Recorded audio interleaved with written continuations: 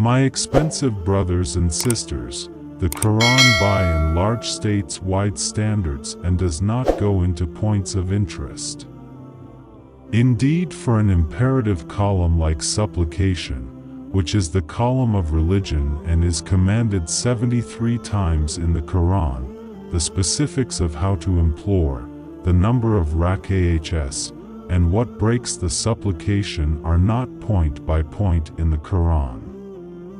These points of interest were cleared out to the lessons of the heavenly Prophet Muhammad, peace be upon him, and clarified through his sunnah. Similarly, the command for zakat shows up nearly as regularly in the Quran, but the specifics of the zakat, such as its limit, on whom it is compulsory, and the sum, are not point by point in the Quran.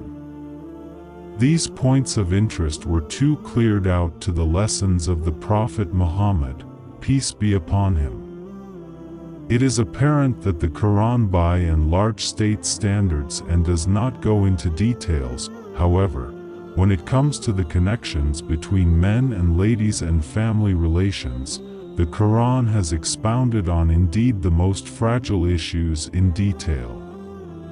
Each angle has been clearly clarified, and afterward, the Prophet Muhammad, peace be upon him, given encouraged clarification. The reason for this is that the connections between men and ladies, and the family life of an individual, shape the establishment of the whole framework, upon which the structure of civilization and culture stands. If the connections between men and ladies are set up and concordant, and both are satisfying each other's rights, it comes about in a well-ordered family. A well-ordered family leads to well-raised children, which in turn leads to a refined society and the foundation of a well-structured civilization. In any case, if the family framework is disturbed and there is consistent battling between spouse and spouse, it contrarily impacts the children, driving to an erratic society and the development of different sorts of people. Subsequently, these are known as the rules of household life. The Quran has tended to indeed the minor viewpoints of these connections. The sacred Prophet Muhammad, peace be upon him, said that a lady was made from a rib.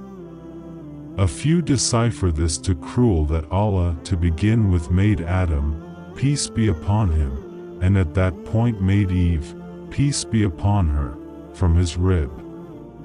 Other researchers clarify this similarity by expressing that the Prophet Muhammad, peace be upon him, compared a lady to a rib, which shows up bowed but whose excellence and well-being lie in its curvature. If one tries to rectify the rib, it will break instead of getting to be straight.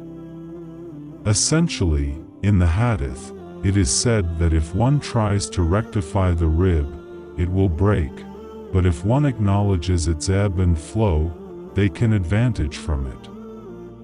This significant and astute relationship clarified by the Prophet Muhammad, peace be upon him, demonstrates that the rib's well-being lies in its ebb and flow.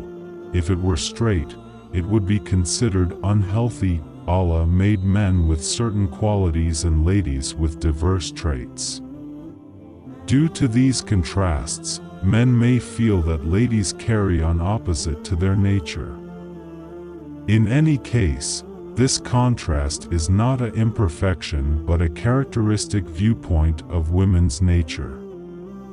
Essentially, if somebody claims that the ebb and flow of the rib is an imperfection, it is apparent that it is not, or maybe, it is a normal angle of the rib's nature. Hence, the Prophet Muhammad, peace be upon him, exhorted that if you see something in a lady that goes against your nature and see her as bowed, do not fault her for it. Instead, get it that it is a normal angle of her nature.